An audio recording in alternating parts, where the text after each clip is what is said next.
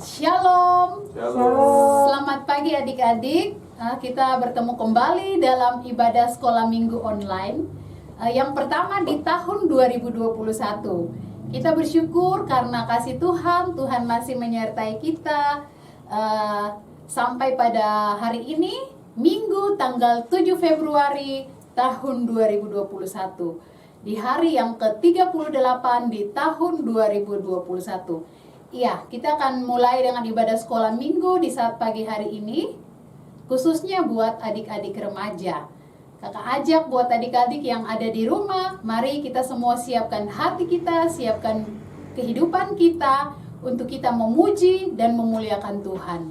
Karena hari yang Tuhan berikan di hari ini adalah hari yang sangat luar biasa. Kita memuji Tuhan dengan lagu pujian yang berkata, hari ini hari yang telah dijadikan Tuhan. Hari ini hari yang telah dijadikan Tuhan, mari kita bersuka. Hari ini hari yang telah dijadikan Tuhan, mari kita bersuka. Di dalam Tuhan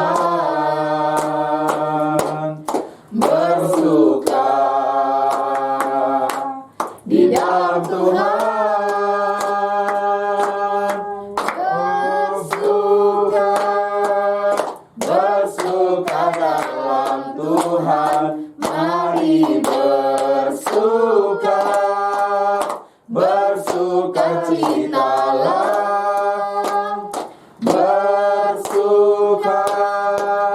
Bersuka dalam Tuhan, mari bersuka, bersuka citalah. Iya, mari kita berdoa. Bapa kami yang di surga, kami bersyukur buat hari ini kami dapat beribadah kepadamu Tuhan. Terima kasih Tuhan. Ibadah sekolah minggu kami yang kami lakukan di saat ini dari awal sampai berakhirnya boleh jadi seturut dengan kehendak Bapa sendiri. Haleluya, amin. Iya, kita masih tetap memuji Tuhan. Kakak mengajak kita semua mengangkat lagu pujian yang berkata, ku beri kemuliaan. Ku beri kemuliaan dan hormat. Ku angkat suara pujian, ku agungkan namamu, ku beri kemuliaan dan hormat. Ku angkat suara pujian, ku agungkan namamu, sebab kau besar, perbuatanmu ajaib. Tiada seperti Engkau, tiada seperti Engkau, sebab kau besar, perbuatanmu ajaib. Tiada seperti Engkau, tiada seperti Engkau. Ya, untuk merespon kebaikan Tuhan, kita akan memberikan persembahan. Untuk mengiringi kita bawa persembahan, kakak mengajak kita mari memberikan yang terbaik buat Tuhan. Kita mengangkat lagu pujian yang berkata, berilah yang baik. Berilah yang baik, berilah yang baik. Tuhan sudah memberikan yang terbaik. Apa yang kau beri maka berilah sekarang. Tuhan pasti balas kau dan berkati kau selamanya.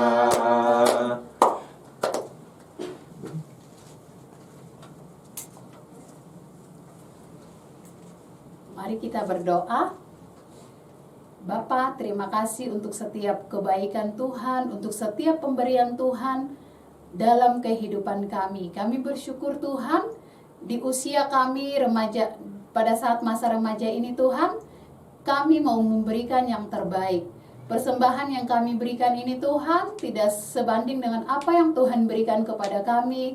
Tapi inilah hidup kami di usia kami yang muda ini Tuhan. Kami mau memberikannya buat kemuliaan Tuhan. Terima kasih Tuhan. Sebentar kami akan mendengarkan firman. Berkati hamba-Mu yang akan menyampaikan firman. Roh hikmat, roh pengertian, roh pewahyuan Tuhan limpahkan kepada hamba-Mu yang akan menyampaikan kebenaran firman. Terima kasih Tuhan, inilah doa kami. Hanya di dalam nama Yesus kami sudah berdoa. Amin. Iya adik-adik, sebelum kita mendengarkan firman Tuhan, kakak mengajak kita mengangkat lagu pujian yang berkata baca kitab suci. Baca kitab suci, doa tiap hari, doa tiap hari, doa tiap hari. Baca kitab suci, doa tiap hari kalau mau tumbuh. Kalau mau tumbuh, kalau mau tumbuh, glory haleluya. Baca kitab suci, doa tiap hari kalau mau tumbuh. Ya adik-adik, salam jumpa lagi di tahun 2021. Kakak Meli senang sekali karena hari ini kita mulai pelajaran kita di kelas remaja. Kakak Meli minta untuk adik-adik semua menyiapkan Alkitab masing-masing karena kita akan membaca firman Allah. Untuk itu mari kita berdoa sekali lagi. Bapa di dalam surga, sore di pagi hari ini kami akan membaca firman-Mu. Biarlah Roh Kudus mampukan kami semua sehingga firman Tuhan ini menjadi makanan rohani, menjadi kekuatan yang baru bagi rohani kami. Adik-adik semua yang mendengarkan dari rumah, Tuhan memberkati mereka semua. Dalam masa pandemik ini, biarlah firman Tuhan terus menjadi kekuatan dan penghiburan dan menjadi makanan rohani yang dapat menguatkan kami semua. Roh Kudus memberkati kami semua. Di dalam nama Yesus kami mohon. Amin. Ya adik-adik, dalam rangka peringatan hari ulang tahun Pekabaran Injil dan juga dalam rangka memulai pelayanan kita di tahun ini, Kakak Meli ingin menceritakan sedikit tentang satu tokoh yang penting, yaitu tentang Yesus Kristus sebagai anak tukang kayu. Yang Kakak Meli ingin bacakan dari bacaan kitab Injil Matius pasal 13 ayat 53 sampai ayatnya yang ke-58. Matius pasal 53 pasal 13 ayat 53 sampai 58. Yesus ditolak di Nazaret. Setelah Yesus selesai menceritakan perumpamaan-perumpamaan itu, ia pun pergi dari situ. Setibanya di tempat asalnya, Yesus mengajar orang-orang di situ, di rumah ibadat mereka. Maka takjublah mereka dan berkata, dari mana diperolehnya hikmat itu dan kuasa untuk mengadakan mujizat-mujizat itu? Bukankah ia ini anak tukang kayu? Bukankah ibunya bernama Maria dan saudara-saudaranya Yakobus, Yusuf, Simon, dan Yudas? Dan bukankah saudara-saudaranya perempuan semuanya ada bersama kita? Jadi dari mana diperolehnya semuanya itu? Lalu mereka kecewa dan menolak dia. Maka Yesus berkata kepada mereka, seorang nabi dihormati di mana-mana, kecuali di tempat asalnya sendiri dan di rumahnya. Dan karena ketidakpercayaan mereka, tidak banyak mujizat diadakannya di situ. Ya, judul pelajaran kita, tema pelajaran kita adalah Yesus anak tukang kayu. Adik-adik remaja semua, tahun 2018 itu Indonesia itu dikejutkan dengan satu orang yang bernama Lalu Muhammad Sohri. Mungkin adik-adik pernah dengar, dia ini menjuarai lomba lari usia 20 tahun tingkat dunia di luar negeri. Dia juara 1. Dia kasih kalah semua orang-orang barat. Dia kasih kalah semua. Adik-adik, dalam kisah hidup cerita Sori ini, dia itu seorang yang miskin di Nusa Tenggara. Tidak punya apa-apa. Waktu dia kakak cerita dalam kesaksian itu, dia kalau dulu latihan lari itu dia lari itu pakai kaki kosong saja. Tidak ada sepatu lari. Jadi kasihan. Waktu dia punya kakak ceritakan dia punya kisah itu cukup sedih. Jadi dia orang miskin ya, orang biasa-biasa. Tapi waktu dia mengikuti mengikuti lomba itu dia juara 1, usia 20 tahun. Dan dia sekarang sudah masuk dalam timnas Indonesia sebagai pelari 100 meter. Kisah Sori tadi memberi gambaran kepada kita tentang kisah yang kita baca ini.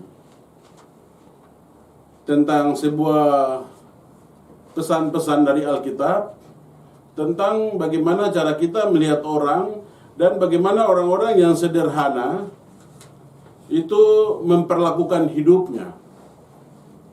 Adik-adik, Kakak Meli sedang menceritakan tentang Yesus sebagai manusia. Apa yang Yesus alami, dan apa yang Yesus lakukan, tekanan-tekanan, dan apa yang terus Yesus lakukan sesuai dengan visi dan cita-cita hidupnya Yesus itu. Itu yang akan kita belajar di pagi hari ini. Kalau kita membaca bagian ini, kita akan tahu dengan jelas tentang siapa itu Yesus. Karena orang-orang Nazaret sangat mengenal Yesus. Makanya Yesus punya identitas langsung dibuka dalam bacaan kita ini, yaitu di dalam ayatnya yang ke-55 itu, Matius 13 tadi. Bukankah ia ini anak tukang kayu? Jadi Yesus ini sebagai Tuhan yang lahir melalui rahim manusia, yaitu Maria, dan dibesarkan dalam lingkungan keluarga tukang kayu, mebel, ya. Dan kalau kita baca jadi kisah bacaan kita ini ditulis dalam 3 kitab Injil sinoptik ya, kitab Injil. Dalam bacaan di kitab Lukas itu, dalam Lukas pasal 6, dalam Markus pasal 6, adik-adik bisa periksa di situ. Markus pasal 6 ayat 3, bacaan yang sama ditulis Markus, bukankah ia ini tukang kayu? Bukankah ia ini tukang kayu, anak Maria, saudara Yakobus, Yoses, Yudas, dan Simon? Karena orang banyak memberi klaim-klaim. Jadi rupanya Yesus juga sudah mengambil peran itu. Yesus juga bukan hanya anak tukang kayu saja, tapi dalam Markus itu lebih detail lagi, bukankah ia ini tukang kayu? Jadi mereka sebut Yesus jelas, kan memang Yesus lahir dan besar tinggal di Nazaret. Lahir di Bethlehem, di Yudea. Waktu pembunuhan yang tahun lalu saya ada cerita, Yesus menyingkir ke Mesir. Setelah itu dari Mesir, karena Herodes sudah mati, Yesus dan orang tuanya balik lagi dan mereka pulang kembali ke kampungnya, yaitu di Nazaret. Adik-adik tahu cerita Natal, Yesus waktu lahir itu karena mereka ingin pergi karena dapat undangan untuk sensus, maka orang-orang harus pulang kembali ke negerinya. Karena Yusuf keturunan Daud, dia harus pulang ke Bethlehem di Yudea.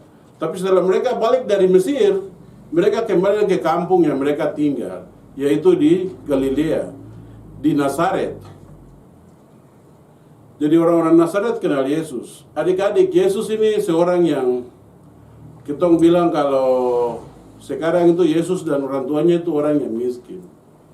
Karena teknon, tukang kayu, teknon itu pekerjaan yang rendahan. Itu satu tingkat di atas petani yang tanam-tanam sayur waktu itu. Jadi ini pekerjaan yang rendah. Jadi Yesus, Maria, dan Yusuf bukan orang kaya, mereka orang biasa, sederhana. Makanya waktu Yesus lahir, kalau adik-adik baca di Lukas, Di situ dijelaskan tentang persembahan yang dibawa Maria itu. Waktu Yesus mau diantar ke bait Allah itu. Kita baca dulu Lukas pasal berapa itu? 4 ya. Di situ waktu Yesus hendak dibawa ke bait Allah itu Maria membawa 2 burung tekukur. Kalau adik-adik ikuti cerita itu. Di situ menjelaskan tentang Lukas pasal 2 ayat 24 ya. Kata Meli bacakan Lukas pasal 2 ayat 24. Dan untuk mempersembahkan korban menurut apa yang difirmankan dalam hukum Tuhan, yaitu sepasang burung tekukur atau dua ekor anak burung merpati. Adik-adik, dalam imamat dijelaskan kalau perempuan Israel selesai melahirkan, mereka harus memberi persembahan. Itu dapat kita baca dalam Imamat pasal 12 ya. Kita periksa dulu Imamat 12. Imamat 12.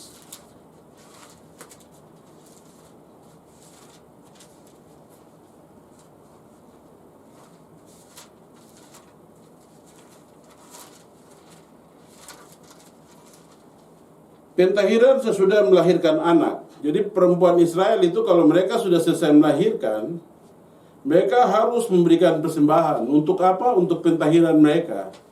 Untuk dibersihkan dari dosa. Karena darah persalinan itu dalam Taurat itu najis. Tidak bisa pergi ke bait Allah. Makanya harus ada pentahiran. Mari kita baca. Tuhan berfirman kepada Musa demikian. Katakanlah kepada orang Israel, apabila seorang perempuan bersalin dan melahirkan anak laki-laki, maka najislah ia selama 7 hari, sama seperti pada hari-hari ia tercemar kain, ia najis. Perempuan yang sedang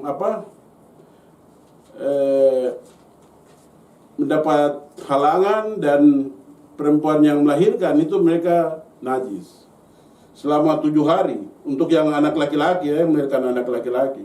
Dan pada hari yang ke-8 haruslah dikerat daging kulit katan anak itu. Anak usia ke-8 hari, anak kecil Israel yang laki-laki harus disunat. Selanjutnya 33 hari lamanya perempuan itu harus tinggal menantikan pentahiran dari darah nifas. Tidak boleh ia kena kepada sesuatu apapun yang kudus, dan tidak boleh ia masuk ke tempat kudus sampai sudah genap hari-hari pentahirannya. Tetapi jikalau ia melahirkan anak perempuan, maka najislah ia selama 2 minggu, sama seperti pada waktu ia bercemar kain. Selanjutnya 66 hari lamanya ia harus tinggal menantikan pentahiran dari darah nifas. Bila sudah genap hari-hari pentahirannya, maka untuk anak laki-laki atau anak perempuan haruslah dibawanya seekor domba berumur setahun sebagai korban bakaran, dan seekor anak burung merpati atau burung tekukur sebagai korban penghapus dosa ke pintu kemah pertemuan dengan menyerahkannya kepada imam. Imam itu harus mempersembahkannya ke hadapan Tuhan dan mengadakan pendamaian bagi perempuan itu. Demikianlah perempuan itu ditahirkan dan leleran darahnya. Itulah hukum tentang perempuan yang melahirkan anak laki-laki atau anak perempuan. Tetapi jikalau ia tidak mampu, ayat 8, tapi jikalau ia tidak mampu untuk menyediakan seekor kambing atau domba, maka haruslah ia mengambil 2 ekor burung tekukur atau 2 ekor anak burung merpati, yang seekor sebagai korban bakaran dan yang seekor lagi sebagai korban penghapus dosa. Dan imam itu harus mengadakan pendamaian bagi perempuan itu, maka tahirlah ia. Dalam Lukas pasal 24, pasal 2 ayat 24, dan untuk mempersembahkan korban menurut apa yang difirmankan dalam hukum Tuhan, yaitu sepasang burung tekukur atau 2 ekor anak burung merpati. Jadi bacaan Lukas 2 ayat 24 ini dijelaskan lebih terinci dalam imamat tadi. Itu menjelaskan bahwa Yusuf dan Maria ini orang yang miskin. Jadi memang betul Yesus sendiri dalam kategori hidupnya dia orang tidak mampu. Makanya waktu itu Maria dan Yusuf datang dan cuma serahkan burung saja, bukan domba atau lembu, seperti permintaan Taurat itu. Jadi Yesus ini seorang yang miskin.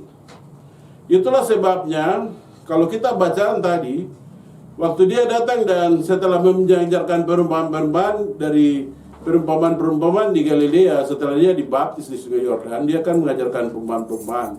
Setelah itu dia ke Nazaret, ke kampungnya, dalam bacaan kita tadi. Dan di sana Yesus masuk ke dalam bait Allah, ke rumah ibadat, ke rumah ibadat, sinagoga ya. Karena bait Allah di Yerusalem, dulu tuh bait Allah cuma satu di Yerusalem. Yang lain-lain itu rumah ibadat itu untuk tempat mereka sembahyang-sembahyang di kampung-kampung. Termasuk yang di Nazaret ini. Jadi Yesus waktu mengajar di situ di rumah ibadat mereka, maka takjublah mereka dan berkata, dari mana diperolehnya hikmat itu dan kuasa untuk mengadakan mujizat-mujizat itu? Bukankah ia anak tukang kayu? Jadi Yesus ini mereka karena kenal dia, mereka memberi penilaian tentang Yesus, bahwa Yesus ini sebenarnya orang yang miskin. Anak-anak remaja, adik-adik, kita juga sering menilai orang seperti itu ya. Kita sering memberikan nilai untuk seseorang teman kita, sahabat kita itu, anak ini nih, dia itu bapak itu biasa-biasa saja. Dia itu miskin. Kita mungkin terkesan kita memilih teman begitu. Kita lihat kita peliti sama teman dia, anak ini dia tidak punya apa-apa begitu. Kita bisa rugi ya. Kita kan sering seperti itu. Manusia memang begitu. Tapi bacaan kita ini mau menegur kita untuk kita melihat orang itu apa? Sebagai gambar Allah, ya. Manusia itu gambar Allah. Makanya dalam Kejadian pasal 1 itu kita diciptakan menurut gambar dan rupa Allah. Jadi setiap adik-adik, kakak Meli, kita semua ini punya potensi. Potensi apa? Potensi keilahian. Karena gambar Allah itu. Tinggal sekarang kita mengembangkan potensi-potensi itu. Sama dengan cerita Sorry tadi yang kakak Meli cerita di awal tadi. Lalu Ahmad Sorry itu yang dia miskin, tidak punya sepatu lari, tapi dia jadi juara di Eropa, ya. Dia kasih kalah semua orang. Dan itulah juga yang dikerjakan oleh Yesus. Yesus mengerjakan visinya, ya, mandat yang diberikan oleh Bapa kepada dia. Walaupun Yesus anak tukang kayu, tapi Yesus melakukan perkara-perkara yang luar biasa, visinya. Kakak Meli sudah sering kasih tahu adik-adik semua bahwa Yesus itu menggemparkan dunia dan merubah dunia ini. Pesan yang kedua dari kisah kita ini adalah kita tidak usah merasa diri minder. Jangan kita melihat orang lain dan memilih-milih teman dan lain-lain seperti itu, dan menilai seseorang itu karena kekurangan-kekurangannya. Dan yang kedua, jangan juga kita merasa karena kita ini orang yang sederhana, mungkin kita orang tua biasa-biasa saja, terus kita merasa bahwa kita tidak mampu, tidak bisa. Kita harus menempatkan diri seperti Sorry tadi itu, seperti Yesus itu. Yesus itu orang biasa saja, orang miskin, tapi dia mencapai visinya, ya, mencapai cita-citanya. Mandat Bapa yang dikasih kepada dia itu Yesus selesaikan. Makanya Alkitab bilang dia duduk di sebelah kanan Allah sebagai manusia. Dalam kekristenan Yesus adalah Tuhan, tetap kakak Meli ingin menjelaskan tentang Yesus sebagai manusia. Adik-adik yang kakak Meli banggakan dan cintai di masa pandemi ini, kita harus melakukan hal-hal yang tepat dan terus mengejar cita-cita kita. Jangan kita merasa ini situasi begini, kita orang tua tidak mampu, tidak tersedia fasilitas yang baik di rumah, internet, tidak tersedia HP yang baik untuk sekolah, HP juga biasa-biasa saja. Tapi itu tidak membuat kita semangat kendor untuk terus belajar di masa pandemi ini. Kakak Meli pesan untuk anak-anak remaja tetap semangat, karena yang menentukan masa depanmu itu kamu sendiri, adik-adik remaja. Yang lain orang tua dan teman-teman, guru-guru itu mereka membantu. Keputusan untuk sukses itu ada di adik-adik sendiri. Keputusan ini adik-adik sudah ambil dan harus maju terus. Tetap semangat. Seperti siapa? Seperti Yesus. Hidup dengan visi dan keputusan yang telah dibuat. Tuhan memberkati adik-adik. Selamat hari Minggu. Kita akan mengakhiri pelajaran kita dengan berdoa. Mari kita berdoa. Bapa di dalam surga, kami mengucap syukur di hari Minggu ini. Kami mengucap syukur juga karena penyertaan-Mu di masa pandemi ini. Kami terus sehat, kuat. Kakak pengasuh dan juga adik-adik remaja, persekutuan anak dan remaja, Par Efrata, kami mengucap syukur karena Tuhan menolong kami sehingga minggu ini kami boleh memulai pelayanan di tahun 2021. Tuhan memberkati hamba-hamba-Mu, kakak-kakak pengasuh semua yang akan terlibat dalam pelajaran online selama 1 tahun ini atau selama masa pandemik ini. Juga Tuhan memberkati adik-adik remaja semua di rumah yang sedang belajar secara online, mengumpulkan tugas-tugas, mengerjakan tugas-tugas. Tuhan memberi mereka semangat. Cita-cita dan harapan-harapan mereka Tuhan, Engkau tolong menyertai mereka semua. Orang-orang tua mereka Tuhan memberkati. Mungkin ada yang tinggal dengan sanak saudara, Tuhan memberkati. Pekerjaan-pekerjaan yang mereka sedang kerjakan dalam masa pandemi ini, kegiatan-kegiatan mereka Tuhan sertai. Orang-orang tua semua Tuhan memberkati. Yang ada di rumah atau di tempat-tempat kerja yang jauh, Tuhan memberkati mereka semua. Berdoa dan menyerahkan pelayanan kami di sekolah minggu, Tuhan memberkati. Ibu pendeta, guru-guru, orang-orang tua semua yang terlibat, Tuhan memberkati semuanya. Terima kasih Bapa, kami mengucap syukur dan mohon berkat-Mu bagi kami semua. Di dalam nama Yesus kami mengakhiri ibadah di minggu pagi ini. Haleluya. Amin. Ya adik-adik, terima kasih. Ibadah kita telah selesai. Kita berjumpa lagi minggu depan. Shalom.